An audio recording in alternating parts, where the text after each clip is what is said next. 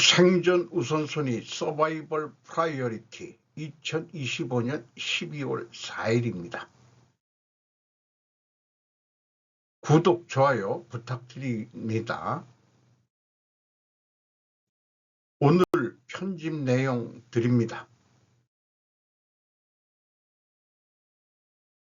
아소 대만 유사 답변 지지, 중국 비판 듣는 정도면 됐다. 12월 3일 시사통신입니다. 아소 다로 자민당 부총재는 3일 대만 유사시에 관한 다카이치 사나이 총리의 국회 답변을 지지한다고 밝혔다. 지금까지 했던 것처럼 구체적으로 말한 것으로만 뭐가 잘못됐느냐는 태도로 임해 주신다고 하니 저도 매우 기쁘다고 말했다.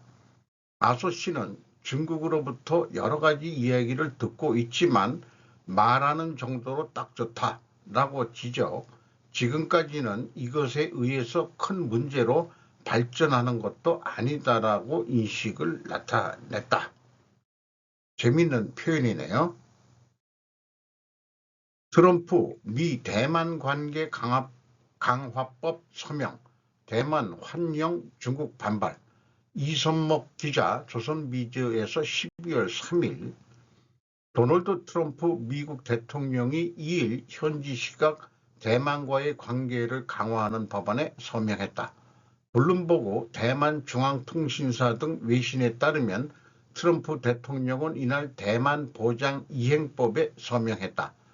대만 보장 이행법은 미 국무부가 매 5년마다 미국과 대만과의 교류 지침을 검토하고 의회의 제한을 완화할 수 있는 개선 방안 등을 보고하도록 의무화하는 내용이 골자다. 미국은 1979년 중국과 수교하며 대만과는 공식적으로 단교했다. 이후 대만과 실질적 교류 관계는 유지했으나 중국을 자극하지 않기 위해 양측 접촉을 비공개로 하는 등 금지 원칙을 지켜왔다. 이 법안은 미 연방하원과 상원에서 모두 만장일치로 통과됐다. 법안을 발의한 앤 와그너 하원 의원은 이 법은 중국 공산당의 위험한 이 지역 대만 지배 시도에 맞서 우리가 굳건히 서 있다는 메시지를 보낸다고 했다. 대만은 즉각 환영 입장을 밝혔다. 린자룽 대만 외교부장은 미국 행정부와 의회의 초당파적 지지에 감사드린다며 이 법은 미국 대만 관계 진전을 위한 중대한 발걸음이라고 했다. 반면 중국은 강하게 반발을 했다. 린젠 중국 외교부 대변인은 이날 정례 브리핑에서 미국과 중국 대만 지역 간의 어떠한 형식의 공식 교류도 단호히 반대하며 이 입장은 일관되고 명확하다면서 대만 문제는 중국의 핵심 이익 중 핵심이자 중미 관계에서 넘을 수 없는 첫 번째 레드라인이라고 했다. 또 장한 중국 국무원 대만 사무 판공실 대변인은 미국 측의 해당 법안은 중국의 내정을 거칠게 간섭하는 것이라며 하나의 중국 원칙과 미중과의 공동 성명, 수교 성명에 규정된 정신을 위반한다고 말했답니다. 시진핑 중국에도 가고 또 미국 초청도 했다고 하지만은 근본적으로 변하는 거는 없는 것 같네요. 일본 중앙아시아 5개국과 첫 정상회동 자원풍부 중로에 가깝게 중시. 타도코로 야나기코 12월 2일자 마이니치 신문입니다. 정부는 20일에도 카자흐스탄 등 중앙 5개국과의 정상회동을 도쿄 도내에서 첫 개최하는 조정에 들어갔다. 5개국은 원유와 광물 자원이 풍부해 중로 양국에 가까워 지정학상 중요성이 높다. 개별 정상회담 등도 실시한다. 우즈베키스탄, 키르기즈스탄, 타지키스탄, 투르크메니스탄을 합친 5개국은 모두 구소련 구성국, 미중도 중앙아시아와 접근하고 있다. 원래는 기시다 내각이었던 작년 8월에 카자흐스탄에서 실시할 예정이었으나 난카이 트로프 지진 임시 정보 발표를 받아 연기하고 있었다. 미국에 이어 일본도 중앙아시아 5개 수탄 국가들하고 발빠르게 교류하고 있네요. 한국이 자원 경쟁에서 자꾸 뒤처지고 있다는 느낌을 지울 수가 없습니다. 핵심은 카자흐스탄이다. 이미 우즈베키스탄인들이 한국에 많이 들어와서 일을 하고 돈을 벌어가서 집도 샀다는 그런 유튜브 방송도 봤었습니다. 또 한국말을 잘하는 사람들을 만날 수도 있다고 하네요. 을지로 유가에서 사마르칸트 타운이 들어서 있고 거기 가서 양꼬치를 한번 먹어볼 필요도 있을 것 같습니다. 가격이 많이 오른 것 같습니다. 어쨌든 트럼프는 중앙아시아 5개국을 미국 워싱턴에 초청해서 식사 대접도 하고 그렇게 그런 행보를 또 이미 했었죠. 한국은 지금 1년 동안 그런 외교적으로 그런 멀리까지 지금 뭐 경황이 없겠죠. 현 정부는.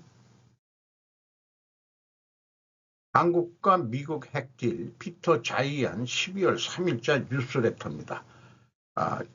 충분히 읽어보고 만약에 소리내어 제가 읽는데 들으시는 여러분들이 뭔가 거부감이 있다면은 그것은 그대로 또 그 입장을 이해해야 되는 그런 거로 저는 생각을 합니다. 미국과 한국은 한국인을 위한 핵 추진 잠수함 건조를 돕기 위해 미국과 협정을 체결했습니다. 미국은 이 기술을 오랫동안 가슴 가까이에 두고 있으며 이제 접근 목록은 무려 2개의 국가로 늘어났습니다. 호주와 한국. 그렇다면 이것이 서울에 어떤 의미가 있을까요? 핵 보유국들이 북한의 이웃 국가들과 전통적인 대결을 하는 것은 정확히 이해되지 않지만 한국은 핵 산업을 빠르게 발전시킬 수 있는 능력을 유지해 왔습니다. 그리고 1년 이내에 접근할 수 있는 잠수함 발사, 핵의 전략적 함의는 대화를 더욱 활발하게 만듭니다. 만약 한국이 동북아시아에서 핵 도미노를 가장 먼저 무너뜨린다면 다른 모든 사람들도 뒤따를 것이라고 장담할 수 있습니다. 어떻게 될지는 아무도 모르지만 알아내는데 오래 기다릴 필요는 없을 것입니다. 우리는 한국 해군을 위해 원자력 잠수함을 건조하고 지원하기로 한국과 미국 간의 새로운 협정을 체결했습니다. 그리고 이것은 정말 흥미롭습니다. 현재 미국은 이 기술이 1950년대에 처음 개발되었으며 모든 탄도 및 공격 잠수함 함대의 핵심입니다. 핵 잠수함은 기본적으로 무기한 및 정기적으로 임무를 수행할 수 있지만 최소 6개월 동안 임무를 수행합니다. 현재까지 원자력 발전소를 보유한 국가는 단 6개국에 불과합니다. 물론 가장 분명한 것은 미국입니다. 그리고 최근에 우리가 이 기술을 지원하겠다고 약속한 유일한 나라는 호주와 호주인들입니다. 기본적으로 대륙에 속해 있고 안보 위협이 될 수 있는 어떤 것과도 거리가 멀기 때문에 그들이 핵 공격을 받는 것은 어느 정도 보안상의 의무라고 하겠습니다. 하지만 한국은 아니지 않나요? 라는 뜻으로 풀어가네요. 첫째, 침묵에서 공격할 수 있지만 북한에는 기능하는 해군이 없는데 누가 신경 쓰겠어요? 이제 전통적인 미사일과 전투에서 해상 잠수함은 매우 제한적인 용도로 사용됩니다. 제 말은 미국은 가끔 토마호크를 출시하지만 만약 그렇다면 그것은 1년에 한 번 열리는 행사와 같습니다.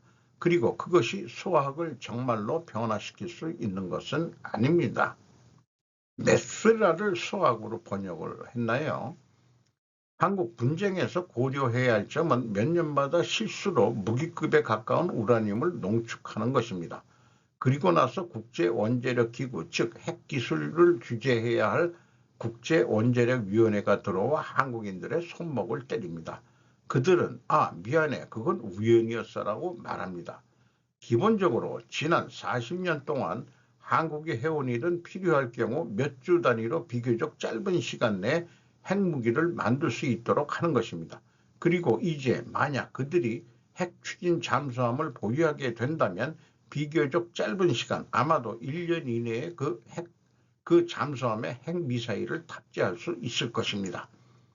이제 한국이 이룬 것은 몇 년 후 한국의 핵 프로그램이 될 것에 대한 미국의 후원입니다. 남한이 북한에 대한 억지력을 필요하다는 생각, 제 말은 그게 정말 이해가 돼요. 한국이 중국에게 다가가 자신들의 무게를 뛰어넘을 방법을 원한다는 생각은 많은 의미가 있습니다. 하지만 동북아시아의 한 나라가 핵무기를 추가하고 다른 나라가 같은 일을 하지 않을 리는 없습니다. 그래서 저는 항상 일본이 먼저 움직이고 대만이 침략 위협 때문에 움직일 것이라고 우려해 왔습니다. 지금은 남한 사람들일 수도 있지만 그들 중 한 명이 그들을 얻고자 다른 두 명도 그들을 가져야 할 것입니다. 따라서 이 결정은 특정 단기적 관점에서 보면 한국의 안보를 강화할 수 있지만 미국이 한 발 물러서는 것과 동시에 더 넓은 지역에 군비 경쟁을 도입하는 대가를 치르게 될 것입니다. 그것은 천재적 결정이든 순수한 어리석음이든 역사가 우리에게 알려줄 것입니다. 그리고 아마도 앞으로 몇 년 안에 나타나지 않을까 이렇게 말을 맺고 있네요. 일본하고 한국하고 협력을 해서 핵 개발을 추진해 왔다. 박정희 정권 때 일본 정부하고 그런 얘기가 끊임없이 나왔죠.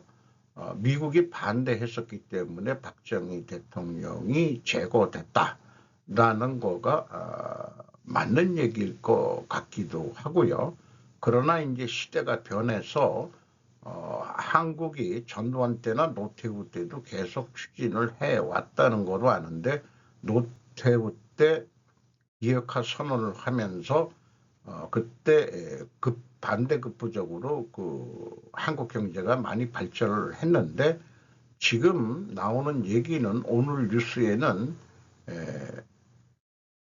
핵 하는 농축 사업을 미국하고 50대 50 하자 뭐 이렇게 하고 이재명 대통령이 또 얘기를 뉴스도 봤습니다.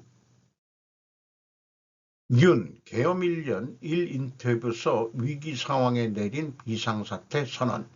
박상현 연합뉴스 12월 3일. 국민 억압한 과거 계엄과는 달라 계엄 정당성 거듭 주장. 일언론 사회분단 대립 첨예와 이 대통령 국민통합 실행 과제. 계엄에 대해 자유민주주의 헌정질서 붕괴와 국가위기 상황에서 내린 국가비상사태 선언이라며 주권자인 국민에게 이러한 상황을 알린 것이라고 주장했다. 3일 보도된 요미우리 신문과 서면 인터뷰에서 국민을 억압하는 과거의 계엄과는 다르다며 몇 시간 만에 국회의 해제 요구를 받아들였다며 국회를 무력화할 의도는 없었다고 말했다. 한일 관계 발전은 두 나라뿐만 아니라 인도 태평양 지역에서 자유와 평화의 번영을 위해 매우 중요하다고 의미를 부여했다. 한국 여론은 윤 전 대통령에게 냉담한 편이라고 전했다. 한편 일본 언론은 한국 사회가 계엄 1주년을 맞았지만 통합되지 못한 채 분열을 지속하고 있다고 진단했다. 이재명 정부는 사회통합을 내세우고 있지만 계엄령 뒤처리와 관련해 한국의 여야는 사회 분단을 확산하는 원심력에 정하지 않고 있다. 흩어지는 걸 지금 놔두고 이거 극단화를 지금 놔두고 있다는 뜻으로 들립니다. 중도층을 방치한 진보, 보수 양극단의 대립은 1년이 지나도 누그러지지 않고 있다. 아사히 신문은 민주화 이후 계엄이라는 이상사태는 수습했지만 민주주의를 위협하고 위기로 이어질 싹은 계속 존재한다며 민주주의를 위험에 심각한 일본을 포함한 세계에도 우려가 되고 있다고 지적했다. 그 민주주의 위기는 꼭 한국만이 아니고 일본도 그렇고 세계도 그렇고 좀 민주주의가 좀 위험하지 않느냐, 이런 표현을 맺고 있네요. 제가 아직도 이해를 못하지만은 뭔가 주술 같은 것에 걸리지 않고는 발생할 수 없고 이성적으로는 이해할 수 없는 사건이었다. 저는 그렇게 생각은 합니다. 그 후로 지금 내란 혐의로 지금 계속 재판을 받고 있고, 김건희 씨는 그 검찰에서 그 15년 구형을 때렸죠. 내년 1월 달에 선고를 한다고 뉴스가 나왔네요. 마누라를 잘 만나야 될 것 같습니다. 중일 갈등 편들지 않겠다. 중재. 양국 방문에도 의혹. 지지통신 외신부 12월 3일. 한국의 이재명 대통령은 3일 해외 미디어와 기자회견에서 대만 유사시를 둘러싼 다카이치 사나이 수상 발언을 계기로 한일중의 대립에 대해 일중의 대립에 대해 한쪽 편을 드는 것은 대립을 격화시키는 요인이 된다라고 인식을 나타냈다. 이어 한국이 중재할 수 있는 부분이 있다면 그런 역할을 하는 것이 바람직하다고 말했다. 기자회견은 윤석열 전임 대통령의 비상계엄 선언 1년을 맞는 데 맞춰 열렸다. 한일 관계와 관련해 영토 역사 문제가 있다고 인정하면서도 호의적 입장에서 협력하고 해결되지 않는 과제는 논의에 조금씩 해소해 나가면 된다고 말했다. 정상 간 셔틀 외교를 계속하겠다는 뜻을 밝히고 다음은 내가 방문할 차례라며 조기 방일의 의욕을 보였다. 한편 그는 한국에 중국은 지리적으로나 경제적으로나 역사적으로나 뗄래야 뗄 수 없는 관계라고 강조하며 안정적인 관리의 필요성을 호소했다. 근데 이 표현이 중국의 표현하고 어떻게 똑같이 들리네요. 가까운 시기에 중국을 방문해 시진핑 국가주석과 충분한 정상회담 시간을 갖고 싶다고 말했다. 연내 방중을 타진했지만 중국 측 사정으로 내년이 될 것으로 전망된다. 근데 청나라도 중화족이 아니고 몽골에도 우리가 지배를 받은 적이 있지만은 거기도 중화족은 아니고 중국하고 뗄래야 뗄 수. 명나라 때 2조 500년만 좀 껄쩍지근한데 그거 정도지. 그 전까지는 그 우리나라의 우리 옛날 고대 국가들의 힘이 그렇게 밀리지 않았다고 생각을 합니다. 맞짱 뜨는 정도. 고구려 때도 그렇고 이렇게 했는데 뭐가 뗄래야 뗄 수가 없는 관계인지 저는 이해를 떼내야죠. 걔네들이 만리장성을 왜 쌓겠어요? 우리나라가 북방민족의 부류로 한반도까지 흘러왔으니까 아주 중국의 입장에서는 그런데 중화적 입장에서는 건드리지도 못했던 그런 건데 오히려 지금 한반도를 쳐들어온 것은 북방 애들이 왔었고 만주족이 그렇고요. 몽골족이 그렇고 또 거란도 사실 북방민족이고 중화족이 직접 쳐들어온 거 없죠. 당나라도 그 신장 위구르 이런 쪽이지 그 중화족이 아니죠. 그러니까 옛날 중원이라는 데가 중화족이 지배했던 데가 아니라는 거를 고대사를 배우면 배울수록 그렇게 느껴집니다. 최근 세사에 2차 대전 후에 중국이 청나라도 망하고 이런 입장에서 2차 대전 후에 그 넓은 땅을 갖게 된 거지 결코 중국이 떼국은 아니었다고 생각합니다. 지금과 같은.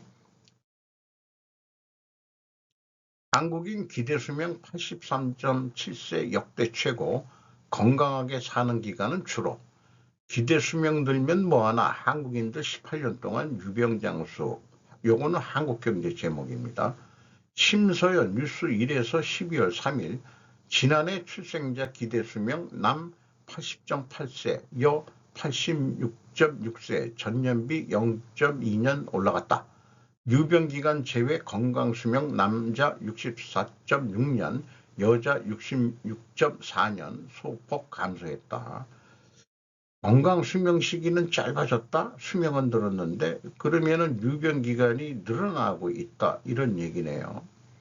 이게 1970년대 우리 평균 나이 여성이 65세, 남자는 60세도 못 살았는데 저희 부친이 1980년도 중반쯤 돌아가셨는데 그때가 72세였으면 2000년대 수명 정도까지 사셨죠. 뭐 평균이지만은 이런 추세로 본다면은 이게 수명이 늘어나는데 제가 지금 저의 그 부친 나이대가 돼버렸단 말이죠. 저희 그 부친보다는 더 살 것 같긴 같습니다. 건강도 그렇고. 기대 수명은 1970년 당시 연령명 사망률이 그대로 유지된다는 가정하에 계산된다. 남성들이 간질환, 음주, 사고 등에 많이 노출되지만 해당 사유로 인한 사망률이 감소 추세에 있고 특히 지난해에는 폐렴으로 인한 남성 사망 확률이 줄었다.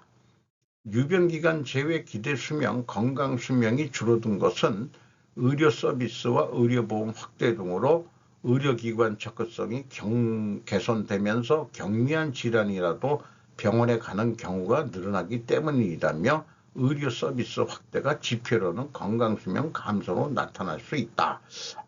통계적으로 그럴 수 있겠네요.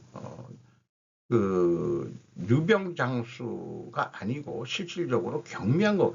그러니까 대학병원, 종합병원에 가면은 그 뭐 대기하고 뭐하고 노인, 거기야말로 노인 지옥, 노인 천국인지 지옥인지.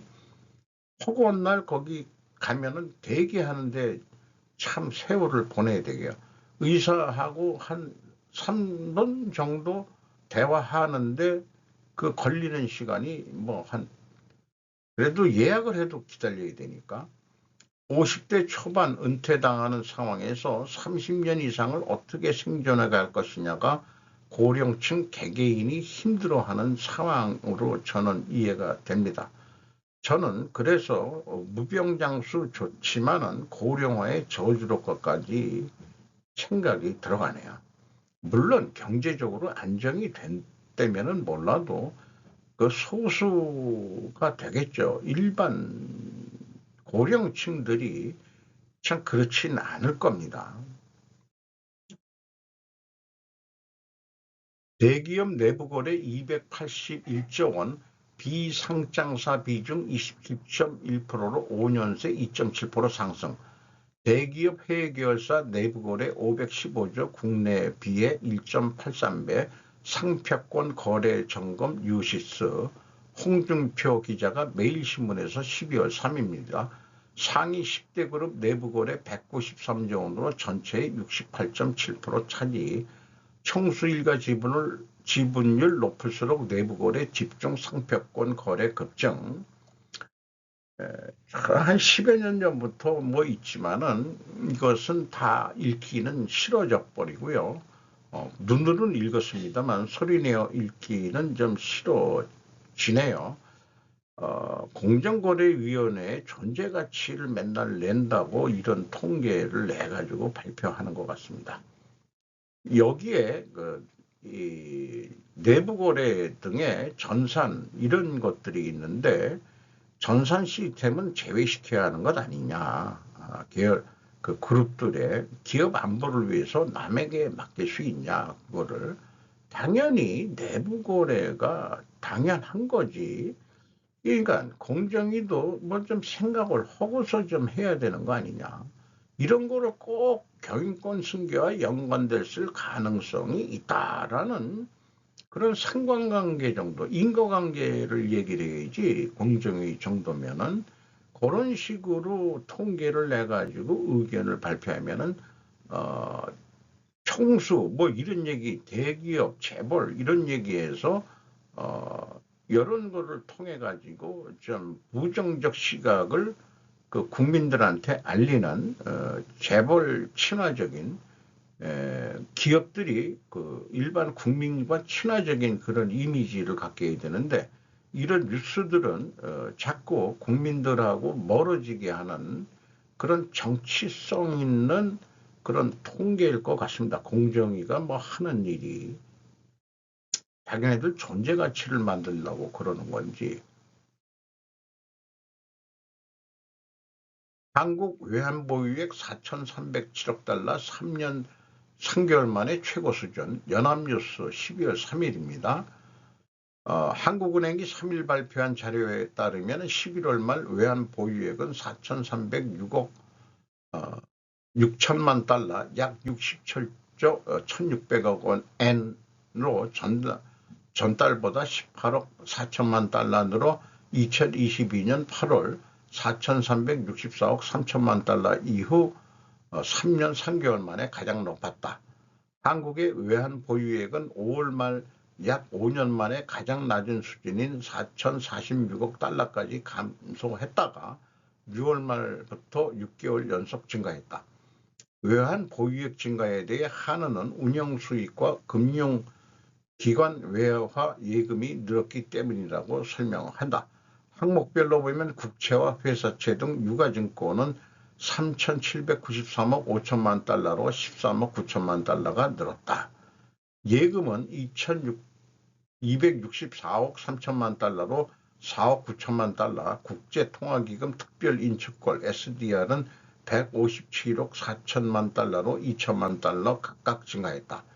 금 보유액은 47억 9천만 달러로 2013년 2월부터 변동이 없다. 한국의 외환 보유액은 10월 말 현재 세계 9번째 규모다. 1위는 중국 3조 3,430억 달러, 2위는 일본 1조 3,474억 달러, 뭐 게임이 안 되네요. 우리는 스위스 1조 513억 달러였다.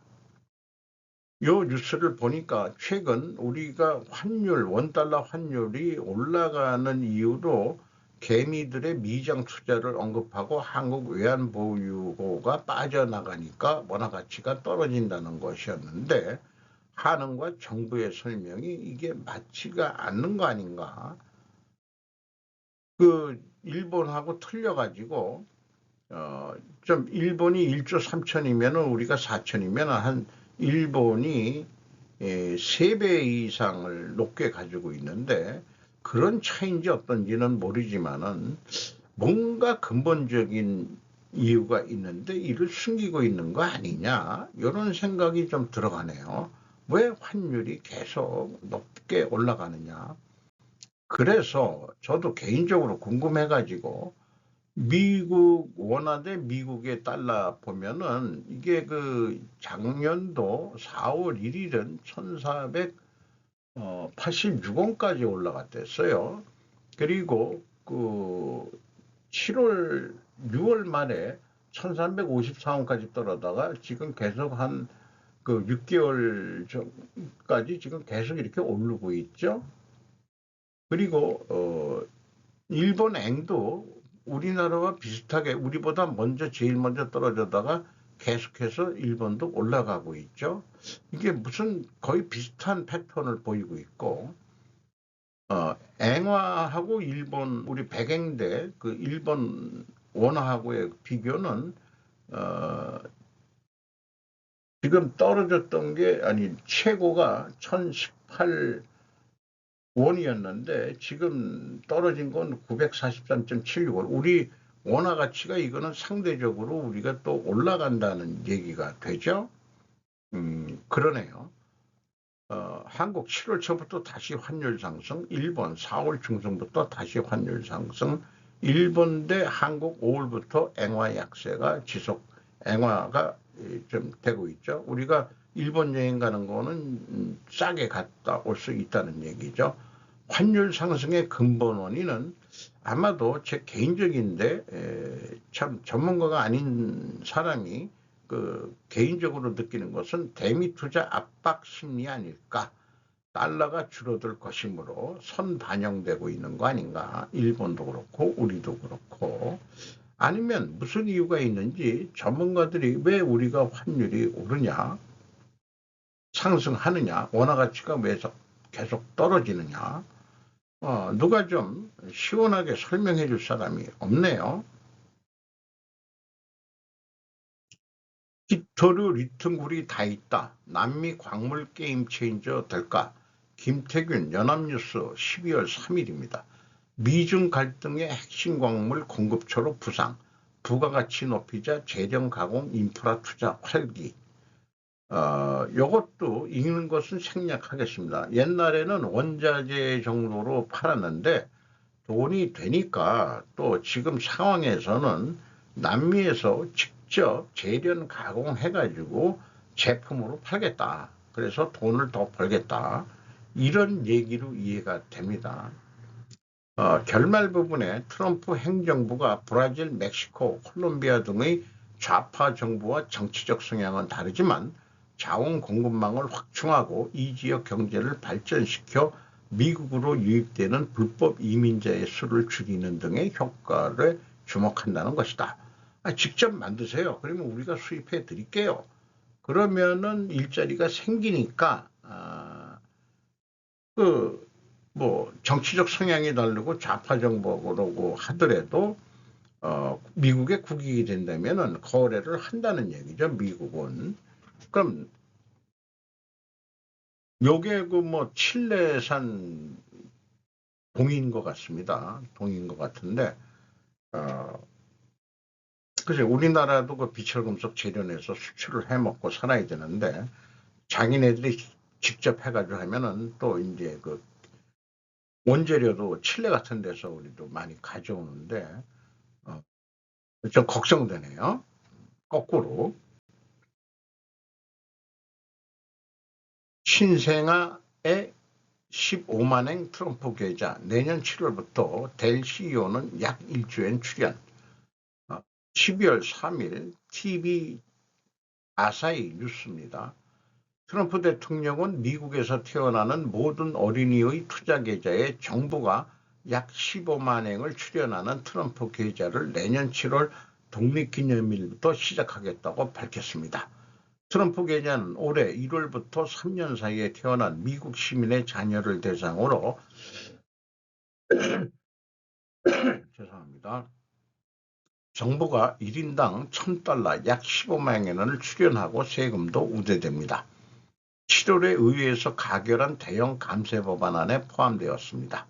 지지율이 부진한 가운데 트럼프 대통령은 2일 트럼프 계좌에 대해 장기적인 자산 운용으로 아메리칸 드림을 잡을 기회를 주겠다고 강조했습니다.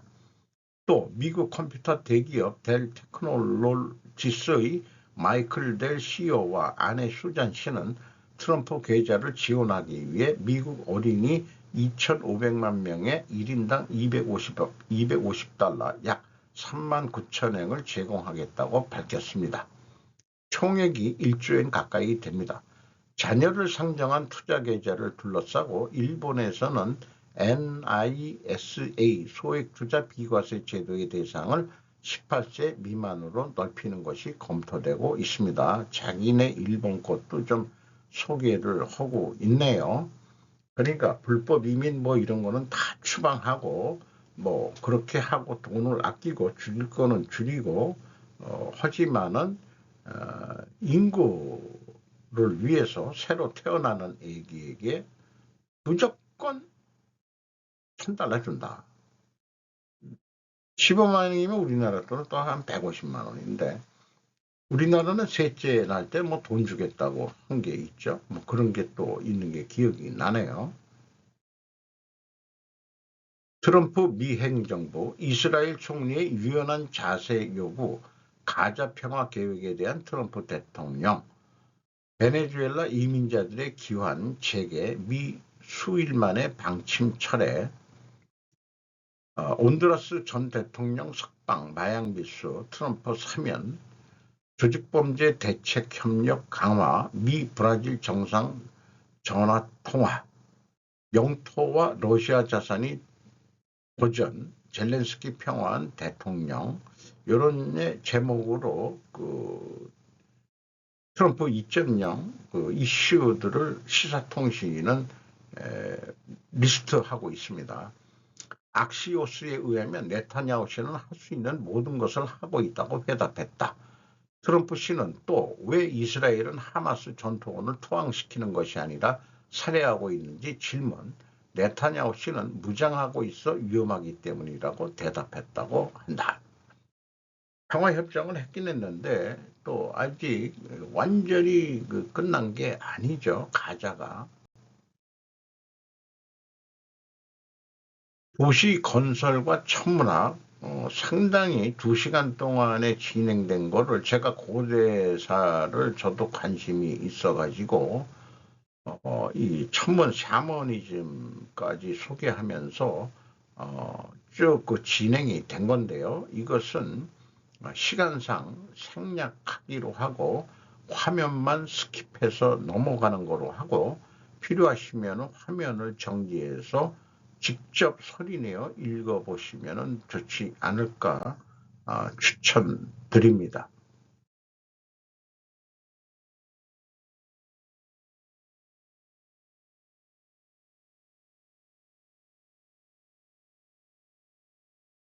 이 당나라하고 신라하고 무덤의 그게 모양이 똑같다. 그러니까 나당연합군은 그거는 배신 때린 게 아니다.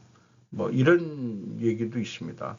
한유 동절은 이런 것을 계속 나오게 하고 유대교가 우리나라 옛날 천문 사상하고 유사하다. 이런 것도 풀어내고 있습니다. 카자흐스탄 아스타나 수도에 대해서 얘기하는데 천문을 본떠서 만든 것이다라고 소개를 하고 있습니다. 이런 형태의 건물 이런 것들이 우리나라의 1월 오봉도 임금이 앉는 그 자리와 철학이 똑같다고 소개를 하고 있습니다. 천지인도 마찬가지고요. 그런데 거기 아스타나 거기에는 이집트 피라미드 이런 것도 유물 이런 거를 다 전시했는데 왜 그러냐? 그게 피라미드 구조라든가 이런 것이 아스타나하고 일직선으로 이렇게 연결이 된다고 그거를 얘기를 하네요. 그러면 쭉 가면 어디냐? 이게 저는 뭐하고 비유를 하면 오리온자를 보면은 이게 지금 어떤 이 피라미드 이런 하늘의 별이 지구의 땅에서도 이루어진다 할 때는 뒤집어서 이루어진다. 이런 거는 설명이 좀 빠진 것 같은데 제가 그냥 그동안에 이거를 좀 알게 된 것은 하늘의 별을 뒤집어서 땅에 이루어진다. 뭐 이렇게 된다면은 요게 뒤집으면은 약간 밑으로 내려가요. 그러니까 피라미드 구조가 딱 이런 모양으로 생기게 돼 있죠. 이렇게 이런 식으로 돼 있어요. 그러면 이게 어디로 가서 만나냐?